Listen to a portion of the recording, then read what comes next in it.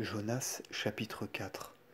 Et Jonas fut affligé d'une grande tristesse, et il fut confondu.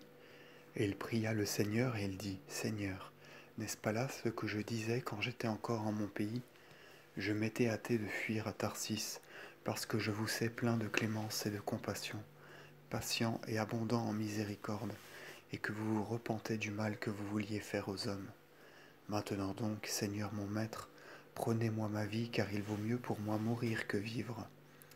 Et le Seigneur dit à Jonas, Pourquoi es-tu si vivement contristé?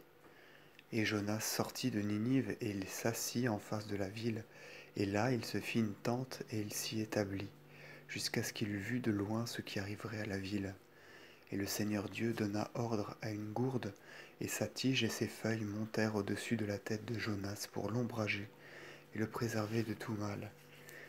Et Jonas eut une grande joie de cette gourde. Et Dieu donna ordre dès l'aurore à un ver qui rongea la gourde, et elle se dessécha. Et il arriva au premier rayon du soleil que Dieu donna ordre à un vent chaud et ardent, et le soleil frappa sur la tête de Jonas. Et celui-ci défaillit, et il désespéra de sa vie, et il dit, Mieux vaut pour moi mourir que vivre.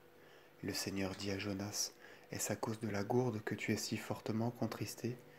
Et il répondit, Je suis triste jusqu'à la mort.